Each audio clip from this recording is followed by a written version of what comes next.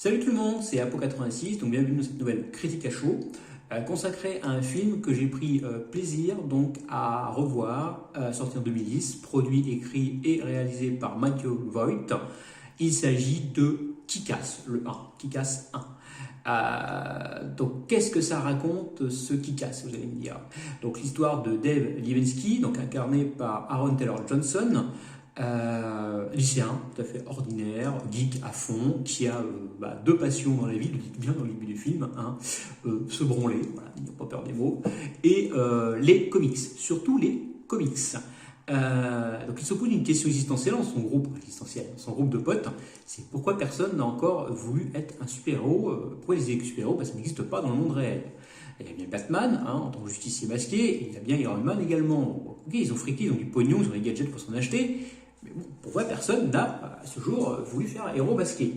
Donc il se lance dans l'aventure, il achète une combinaison de plongée sur Internet, vous allez voir, c'est une comique. Pour se lancer dans l'aventure, il devient donc Kick-Ass.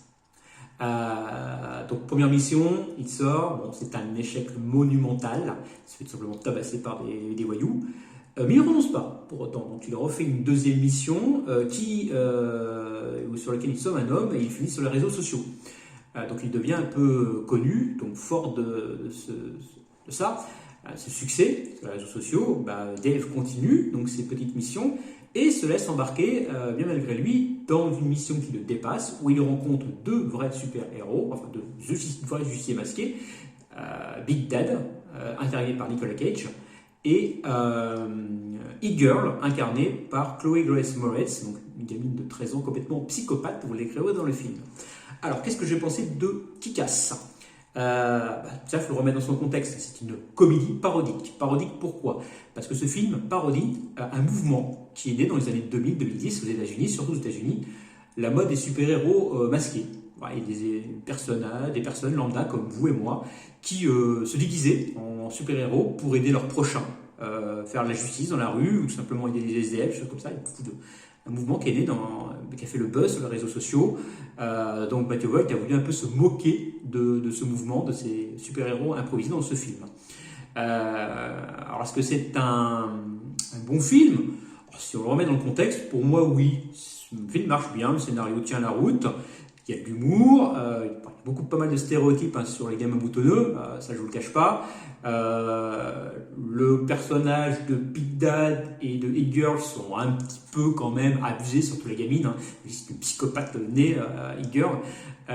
Mais pourtant, c'est pas mal, le film est pas mal, on passe un bon moment, on rigole bien, il y a des situations complètement cocasses, Dave se laisse complètement dépasser par les événements dans le film, et pourtant la morale de ce film, c'est qu'il ne faut jamais sous-estimer les personnes lambda. Il y a toujours un potentiel en nous, et tout le monde peut effectivement être, pourquoi pas, un super-héros à sa façon. Voilà, c'est la morale que je retire de ce film, qui est pas si mal que ça, qui est une bonne comédie, qui est un bon blockbuster, tout simplement. Donc si je devais lui mettre une appréciation, je lui mettrais pas mal sur Captain Watch. Et niveau note, comme bon, je l'ai déjà vu, donc je vais pas mettre une note. Je vais lui mettre 7, entre 6 et 7, je vais être 7 parce que je suis gentil, sur Sens Critique. Donc dites-moi ce que vous pensez de ce Kick-Ass 1 en commentaire. Vous pensez que c'est un bon film, un mauvais film? Savoir qu'il y a eu un Kick-Ass 2, je vous en reparlerai peut-être, beaucoup moins bon que le premier, hélas.